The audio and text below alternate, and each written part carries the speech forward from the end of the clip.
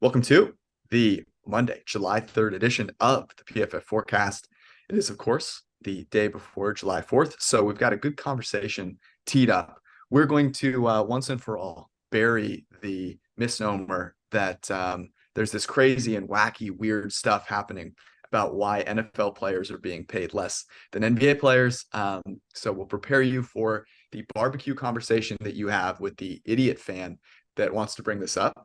And then Brad and I are going to go back and forth and have a roster building discussion in the context of Super Bowl odds about which teams, how good of a team do you need to become a Super Bowl contender if you drop a Aaron Rodgers or Tom Brady type quarterback on that team. It should be a good conversation. We kind of prepped it and did a quick run through. It was engaging, so we're going to give it a go here. In this episode, it should be a good time. Let's rock.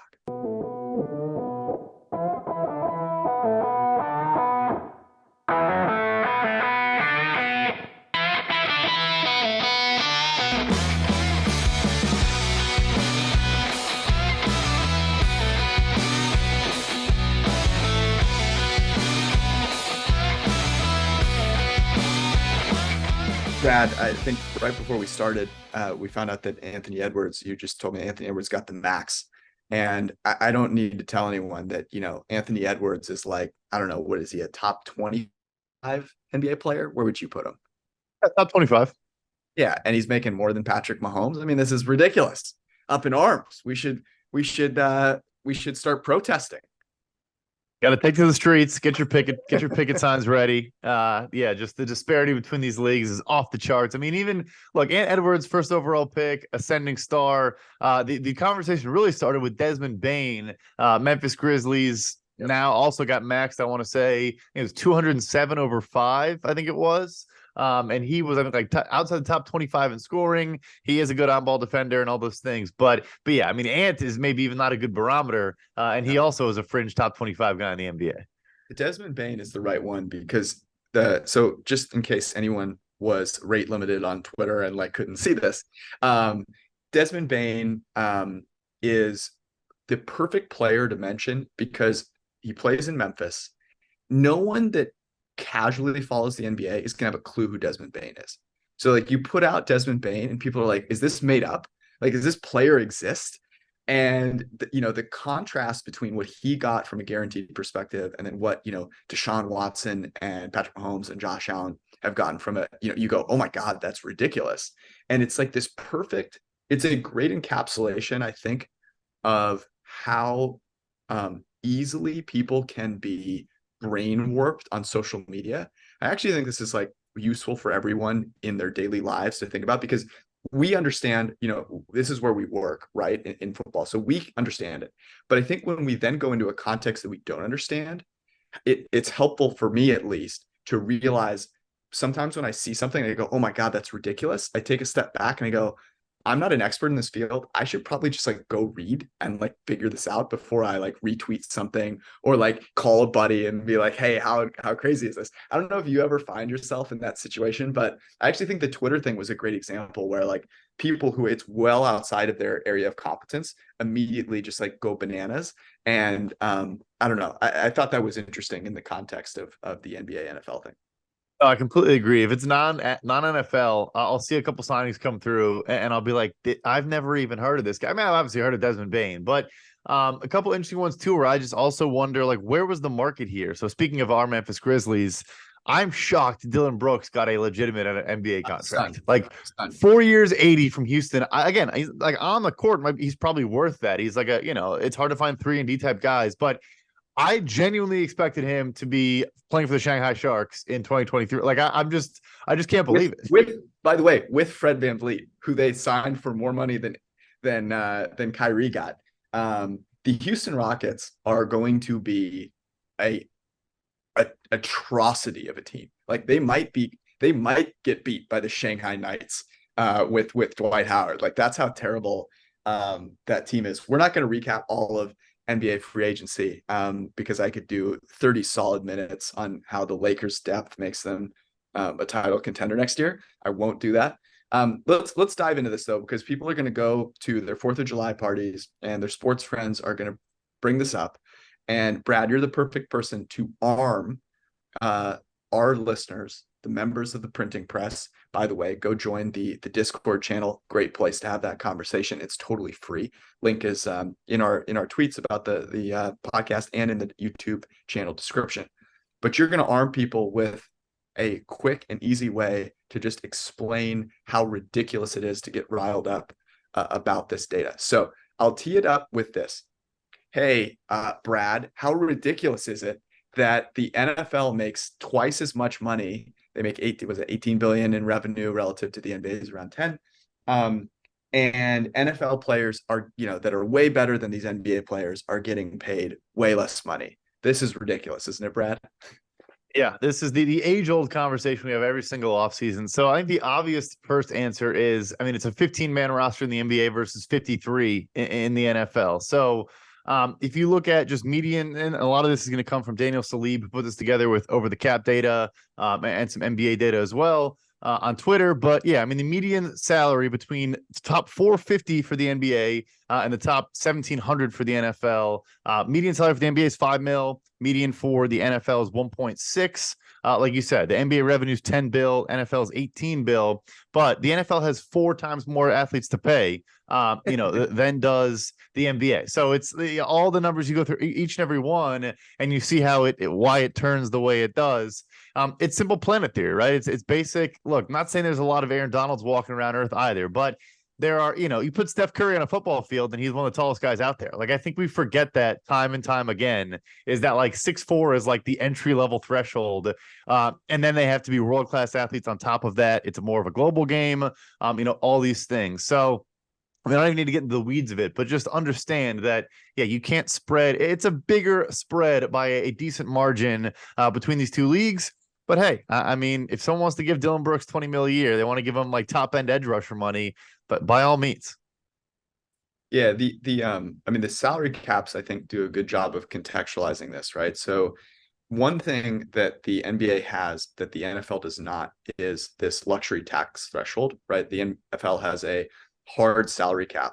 Now that salary cap is bigger than the NBA's tax threshold. And so what that tells you is that the NFL teams do have more money to spend.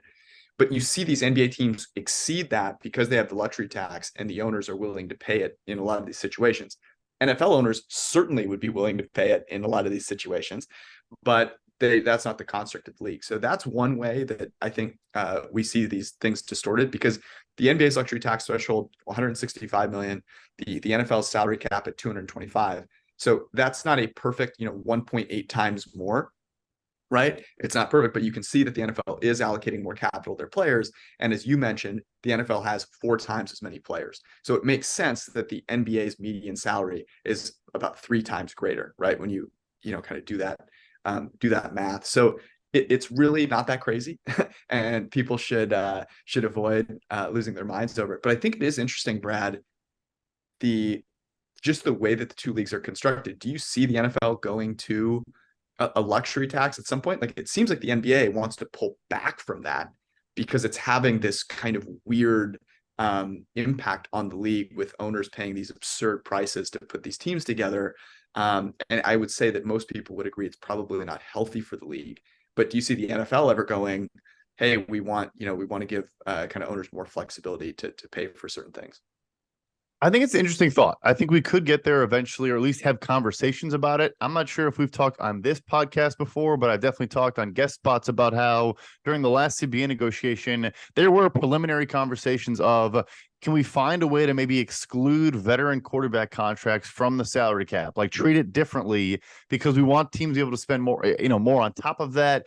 And basically the teams, it sounds like, with these highly priced top quarterbacks, we're kind of complaining about the rookie wage scale quarterback and the, benefit it provides, and how it just creates an outsized maybe benefit for these teams. You look at all the recent Super Bowls and playoff runs, your Burrows, your Herberts, whatever, Jalen Hurts, etc.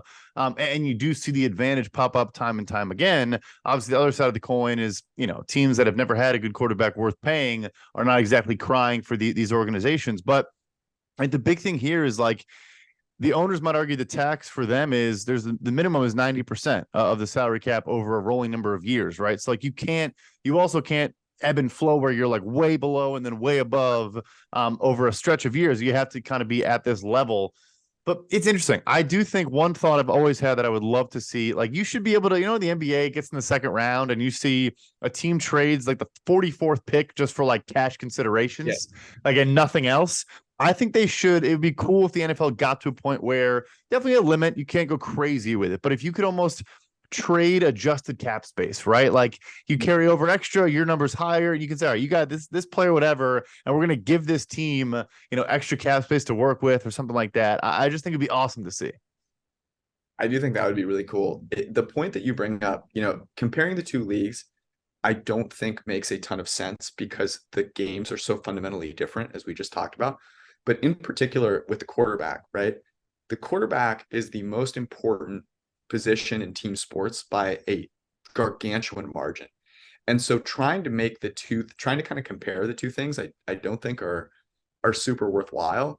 And I'm not sure this would ever fly, but in thinking about how would you make it, like if you built the league in a way where you thought everything kind of operated and the incentive structure was ideal, wouldn't you have a salary cap for quarterbacks, like a specific like quarterback only, or even exclude the quarterback from it because it's such a uniquely important position? Like, would other players be mad at that? Like, let's say the salary cap for all non-quarterbacks was 200 million. I'm just throwing a number out there, right? And then for quarterbacks, it didn't count against your cap.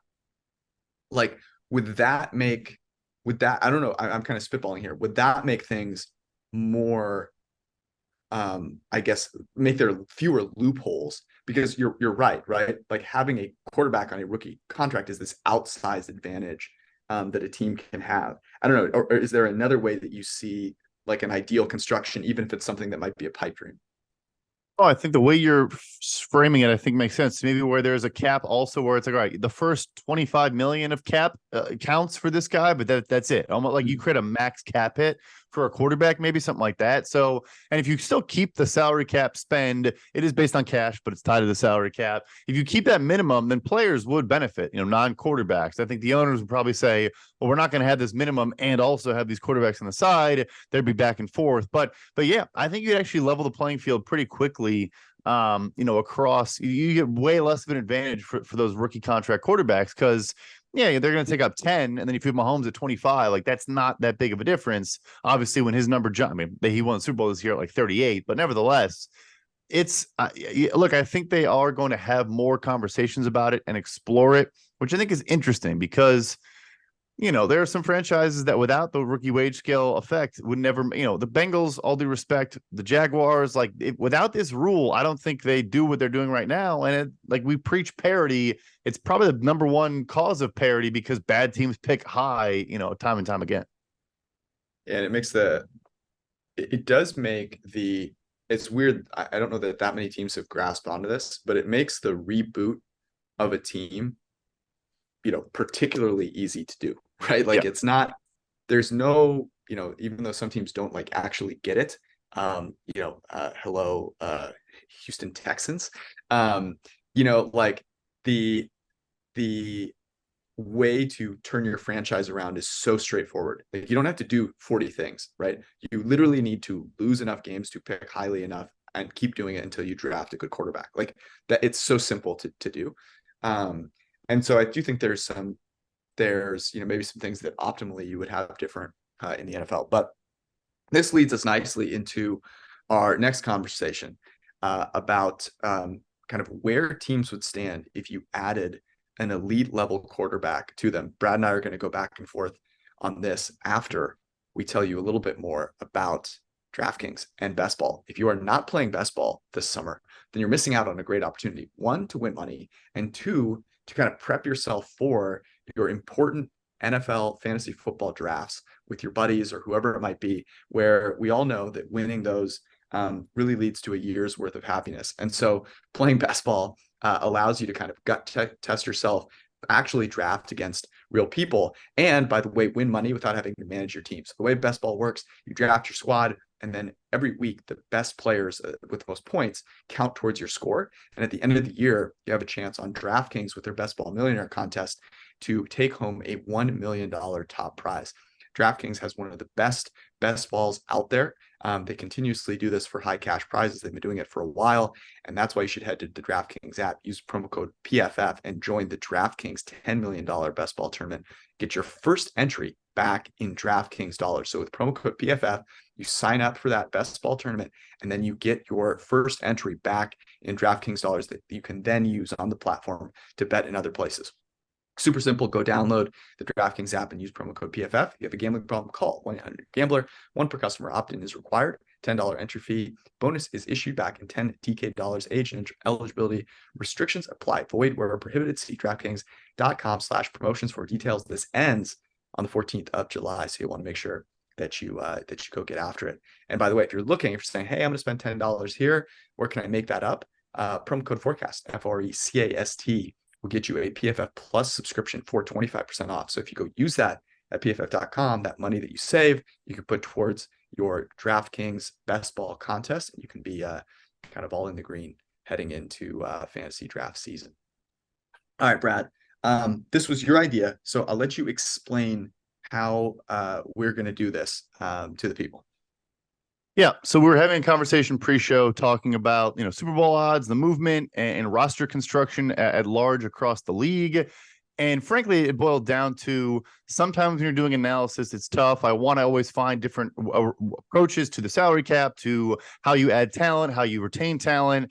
And at the end of the day, sometimes it's simply just, is your quarterback good enough or not? And that can end the conversation. So the point here is, we were talking a little bit about Tom Brady, before he went to the Bucs. Yes, people probably said, yeah, they've got a lot of good draft picks, a lot of good young players, but I'm not sure anyone would have said, if you add a great quarterback, they're immediately a contender. Maybe they did. And so anyway, the question now is, you look at the Jets with Aaron Rodgers this offseason, you look at other recent acquisitions, basically the threshold of how good or not that good does a team need to be to where if you then drop we're going to use Aaron Rodgers, let's just say that's the example this offseason, could they become contenders? So we're gonna go back and forth. I'm gonna name a team, and George is gonna kind of talk us through. Does he think this team, but then you add that quarterback in, they have enough talent that they probably could get it done? The way we're gonna frame it is, I will give him the team, I'll give him their current Super Bowl odds, and then he'll say, I think the new odds would be around here. And we can see where that falls, maybe how high of a favorite they are on the list. So the first one that came to mind for me, a team that is near and dear to your heart. I'm excited for this answer because I think it's a perfect barometer, a perfect threshold, frankly. Your Pittsburgh Steelers. Ooh, this is a good one. I thought you were going to go with the Lions because I think they're a really interesting one, and I think it would fire people up to not put Goff in that elite category. But I think this is a fascinating conversation because the Jets, for all the love that they're getting, they're 18-1 right now, Brad, to win the Super Bowl. And we've seen Brady step in to a Bucs team that I think had a similar supporting cast, a similarly solid supporting cast win. We saw Stafford step in to a similar-ish supporting cast and win. I think you should make the case, and I think I will make the case that Aaron Rodgers is certainly better than I think Stafford was coming into that situation. And I think comparable to where Brady was. I think people forget that when Brady left the Patriots, it did not look good. And all of the data kind of still supported the fact that it wasn't the greatest kind of situation for him, and that there was reason to be bullish on his ability to throw the football still at a high level. I think that's true with Aaron Rodgers as well. No one's looking at his tape and going, this guy's fallen off in terms of his ability to push the ball downfield. I know people have dug into a bunch of different things about whether he really wanted to, win last year and take chances and all that regular kind of Aaron Rodgers stuff. But he's still going into the Jets and they're 18-1. So I think the market is saying, hey, we're still skeptical about this player coming in and contending with that team. So the Steelers right now are 50-1, Brad. If they were to add Aaron Rodgers, now, I'm of the belief that Aaron Rodgers, I think the Jets, I would make their odds. I think, the Cowboys are there at 14-1. I think that's about where the Jets should be. The Bengals are 11-1. So I think there's a little bit. I think that maybe the Jets should have a little bit more value, and that's my belief in Rodgers. I don't think the Steelers come close to that. I think the Steelers with Aaron Rodgers are in that 20-1 range, 20 to 25 to 1 range. And that is where the Ravens, the Lions, and Dolphins are. And the reason for that, Brad, is I just think you compare the supporting cast of each squad. And I think the Jets have just a better supporting cast, I think, across the board. I like the receivers that the Steelers have, but I don't think any of them have as high of a ceiling as Garrett Wilson. I like the defense of the Steelers in certain places, right? With TJ Watt, the secondary, I think, is nowhere close what the Jets have. And so I think those two important components are why I'd have the Jets still with higher odds or better odds than the Steelers. What do you think, Brad? I think that's fair. I'll be honest. When you first said it, I was kind of surprised, and I thought, all right, he's gonna say it's between kind of this 14 and 2000, 14 to 1 and 20 to 1, and slot them somewhere in there. But then as you look at it, like you said, Ravens are 20 to 1, Lions 22, Chargers 25, Dolphins 25, Jags 25. I guess I think they probably would fall right into that nucleus. I like the Steelers roster outside of quarterback. I do, but I think it's relatively comparable with a Ravens, with a Dolphins, no question. But anyway, yeah, I think I would put them honestly right at this Jets number at around 18. But like you said, you think the Jets in actuality should be a bit better. Yeah, and I think it's indicative of the strength of the AFC, to be honest with you, right? Like, Chiefs are 6 to 1, Bills are 9 to 1, Bengals are 11 to 1. You've got all of the strength with the Dolphins.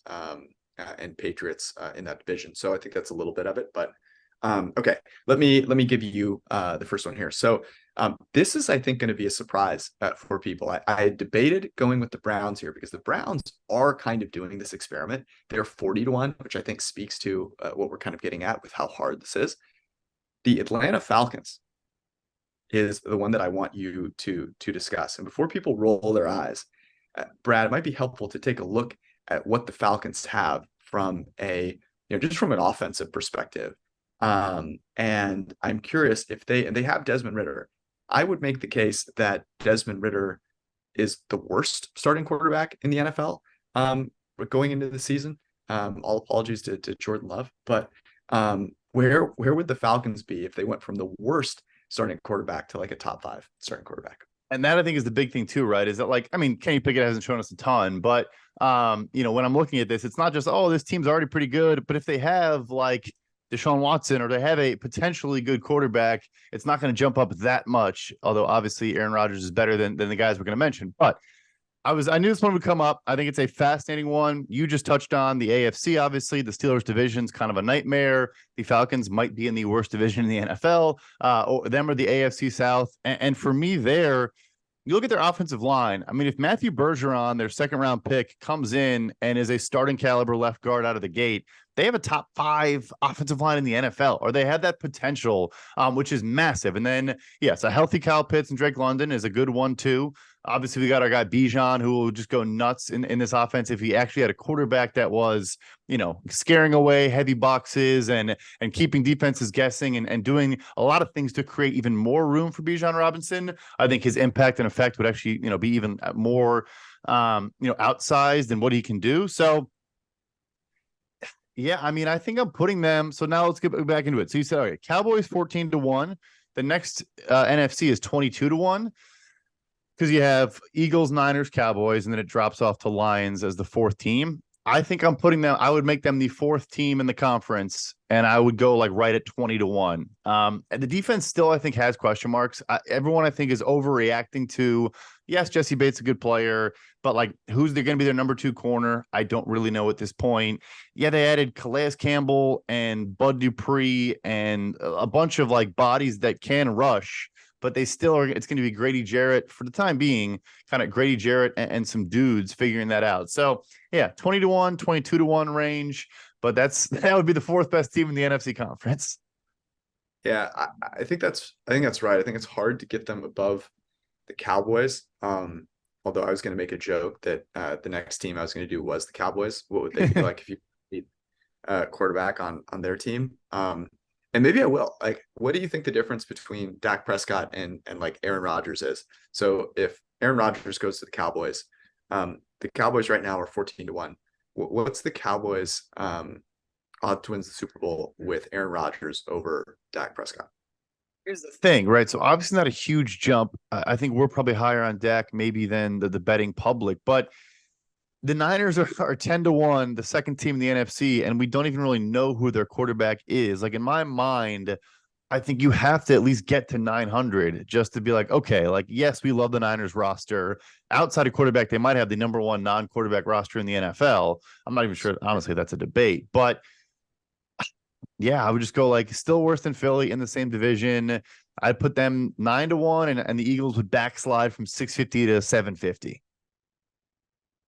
Yeah, I think that's right, and I don't think there's a ton of debate there. I think you could, maybe try and make a case for the Eagles, but I just think the Niners are deeper, especially on the defensive side of the ball. But I think you're right there. Okay, let me give you this one, which I think is pretty interesting, and this is probably going to take us into the realm where I hope at least that they become, kind of a top contender. But this is interesting. The Detroit Lions are 22-1 with Jared Goff playing quarterback. If you look at the teams that have better than 25-1 odds to win the Super Bowl, they are quarterbacked by Patrick Mahomes, Jalen Hurts, Josh Allen, Brock Purdy, Joe Burrow, Dak Prescott, Aaron Rodgers, Lamar Jackson, Tua, Justin Herbert, and Trevor Lawrence. And then Jared Goff is the other one there. I'm not sure where you would rank Jared Goff in that list. It's probably ahead of Brock Purdy, but maybe only slightly. I think it's an interesting conversation. How high would the Lions go if you gave them Aaron Rodgers? Yeah, I think I have Goff as either second worst, or if you want to nitpick with Tua, that's fine. But I think he's at best the third worst quarterback in this cluster of the top 12 in current Super Bowl odds. And this is again where I think that the Niners become an interesting threshold. So the Lions, like, they do have some pieces that, like, I like a lot of their team, but again, I think the defense, it's not going to be the worst in the NFL this year, like it arguably was last year. I still don't think it's going to be a top half of the NFL defense. I think it'll be in that cluster, and we know defense is predicated on opponent. Their division stinks as well. So maybe the underlying data makes them look better than they actually are this upcoming season on defense, but I don't think I can put them ahead of the Niners. Like for me, it's different than Dallas, where I think you can't cross that line, even with an Aaron Rodgers. I put them, even Dallas is tough. Like, do they slot ahead of 14-1? You know what you're saying right here, Brad, which is the thing that needed to be said, that it's preposterous that the Detroit Lions, as currently constructed, are 22-1 to win the Super Bowl.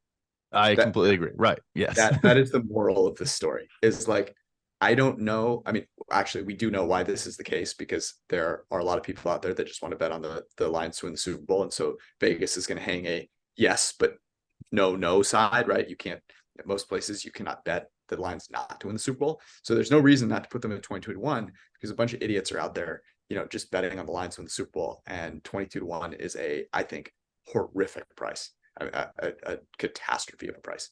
And I I like the agree. Lions. I agree. That's the thing, is why I wasn't adjusting it much, because it's already, you're already buying quite high. It's already ridiculous. All right, I'll flip it back to you, and I did want to get to like more like teams that already are viewed as contenders, but then you throw Aaron Rodgers maybe into a situation and see how high he can push them. But I want to pivot back to another interesting one here. All right. While you're figuring that out, Brad, just a couple of comments. You mentioned putting Rodgers on the Cowboys, and what's interesting is you then have a quarterback and a team that just fundamentally can never beat the 49ers. So that maybe actually helps the 49ers. Just a thought. And what you're also saying is the difference between the two great Cal quarterbacks, Jared Goff and Aaron Rodgers, maybe less than people think. Maybe less than people think.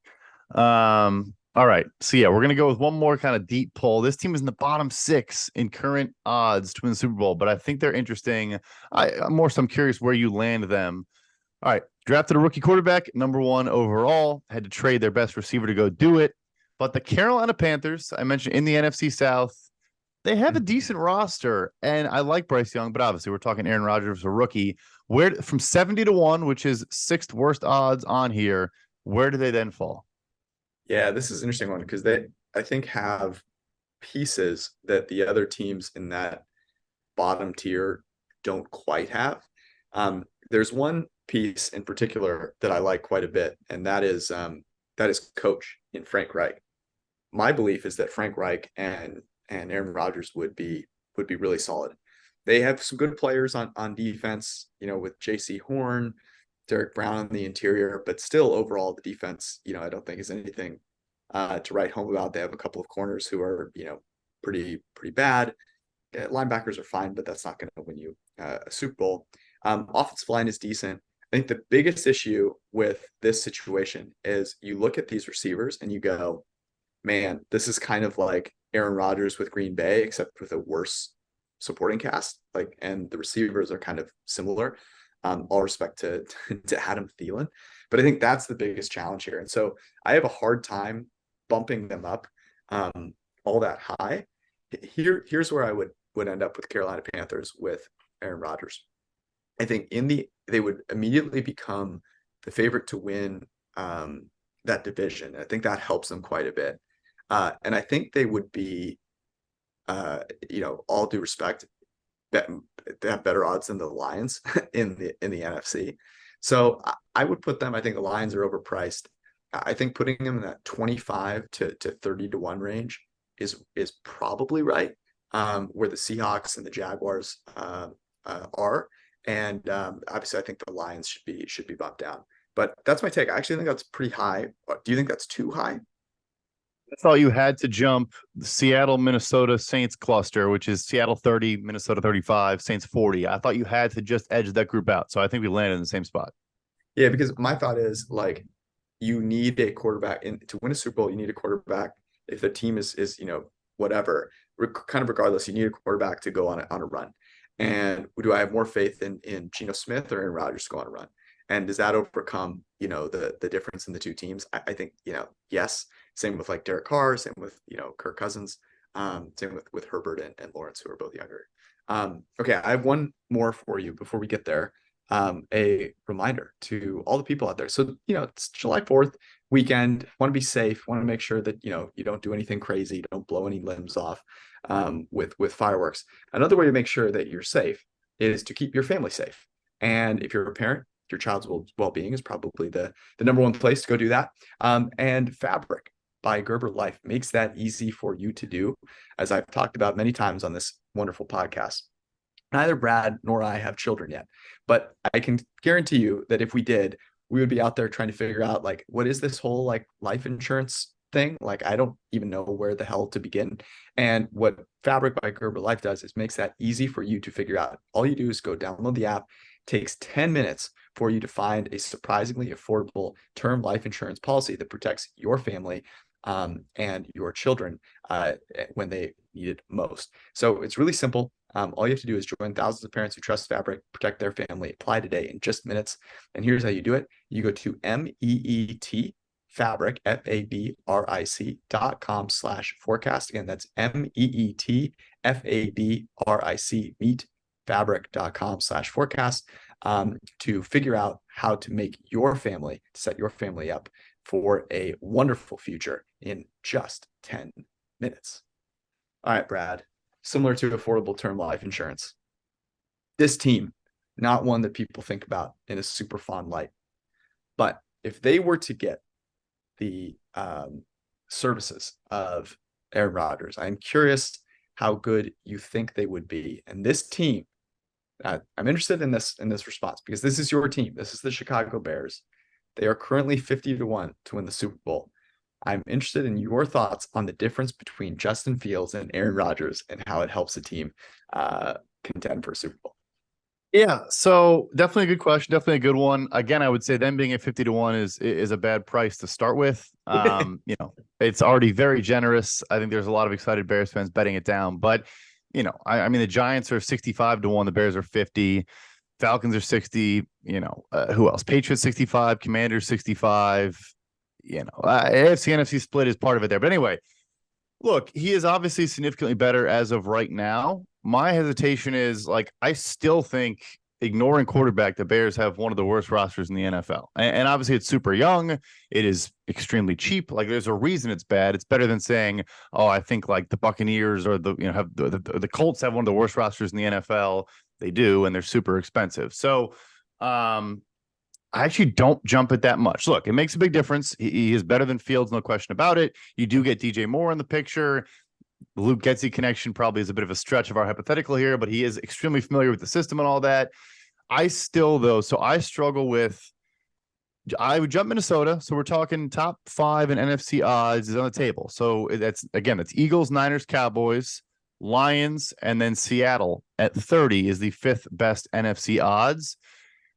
That right in that wheelhouse is where they fall for me, because I still think the defense is going to be one of the worst defenses in the NFL. And the supporting cast on offense, I'll say, is like top half of NFL. I think that's an unbiased opinion, but it's not top 10. Yeah, I'll go. It's really just the Seattle barometer here. I'm going to go just ahead, 28-1. You get top 5 NFC odds, but still not even top 12 and NFL odds.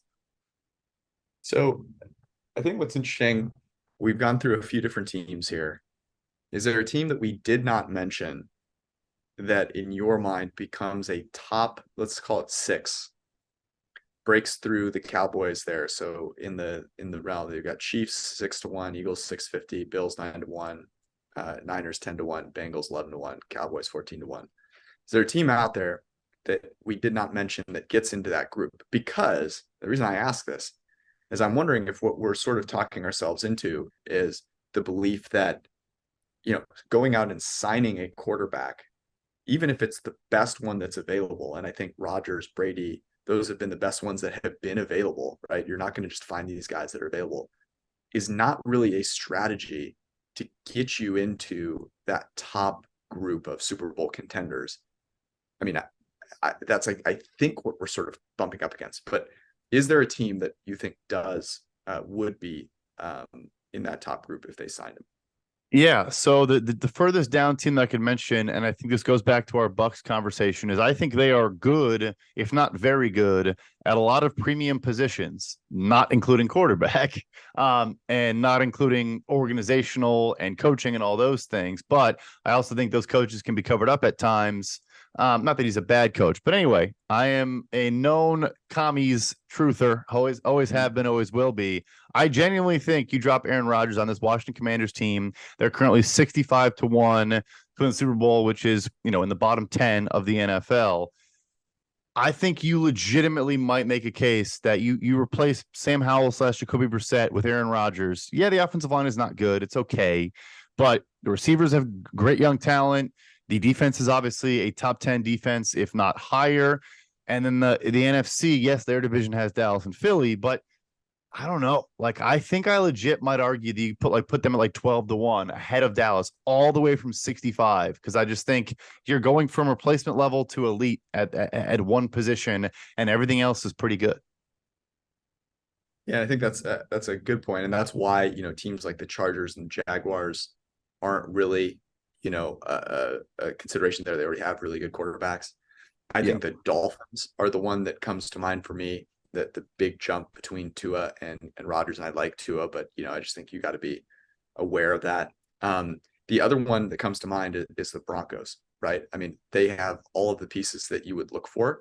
And I think maybe, in some areas, maybe a little bit overrated, if you can say that. But I just don't think we've seen what that receiving core, they actually, I think, have one of the more, higher percentages that are cap allocated to receivers of any team out there. But I think you would put them in that group. It's kind of crazy that they're 40-1. As of right now, the Browns and the Broncos 40-1, right? They were the two teams that made those huge splashes with quarterbacks last year, and they're 40-1 to win the Super Bowl going into this year with like well above average supporting cast. I think that is the like warning shot, right, for trying to build a team this way, is where those teams sit right now. Now, this is heading into the season. I think both of those teams, you could turn around at the end of the season and go, wow, those were two of the better values on the board. Like, I think if you are looking to find value, you've got to look at those two places where there's upside with those quarterbacking situations. Karma agnostic, I guess. But I think those two also, you've got to think about, if you put Aaron Rodgers on the Broncos, if you put him on the Dolphins, I do think you can boost him up into that range. So I think I am siding on this is a viable strategy to build your team. And I think a good one, because otherwise, the only way to do so is to go draft a generational talent at quarterback. I think the split there that gets lost is like, yeah, obviously 110%. But if you have a good nucleus, you're not going to pick high enough to get that, right? The commies have put themselves in purgatory. The Dolphins kind of were in purgatory for a very long time as well. They do get Tua finally one year. It's just, but then if you say, okay, well, let's be bad first and then build around it, then, it's okay. Well, by the time the quarterback is up for a new deal, like it's just, I think if you have a very good young roster and you're not picking high enough, it's probably more of a strategy, more viable than I would have thought in the past. And part of that too, that was, of course, I think teams are more willing to part with the Russell Wilson, Aaron Rodgers type guys, in the league. Yeah, no, I think that's a good way to kind of summarize it. Who do you think is the next, like Rodgers, obviously, this past year? Is there a guy that you see in the future, next couple of years, who is a top tier quarterback that changes teams? Who would you put your money on? I think there's still a bunch. Like, I think Kyler is still a possibility. Depending your opinion of like a Stafford after, if he can stay healthy. Kirk obviously will be a free agent, but yeah, I'll go with Kyler as like the highest up on the list of a guy that, like, if he's starting somewhere else in 2024 at 27, 28 years old, like I wouldn't be shocked by it. That's just kind of the league we're in, I think. Coolest place to see Kyler Murray play quarterback? I have a great answer for you. Well, next to the nearest COD convention. So you played at Oklahoma. That's boring. Yeah, you go first. I don't think this would happen because it's in division, but I think Kyler Murray in the Niners system would be really interesting. Now, Shanahan loves to throw the ball over the middle. It would just be fascinating because he is that athlete that I think Shanahan was looking for, but has certainly a much better arm than Trey Lance, can actually like throw it in pretty accurately. I think that would be fascinating to see. My favorite here, now that I had a chance to look at it, is swapping spots with the guy in his draft class. Dude, give him Brian Daboll and let him work with an actual offensive coach that can mix and match some things and get a little funky with it. I think they'd be a lot of fun together. That is a really good one, actually. Yeah, I like the Kyler call. All right, that is our podcast. Please enjoy responsibly and don't do anything too stupid on July 4th, but enjoy yourself. Again, if you have not signed up, not joined the Printing Press Discord, join the over 1,000 members of the great Printing Press community, and have a wonderful holiday. We'll be back with you on Wednesday evening. Love y'all. Peace.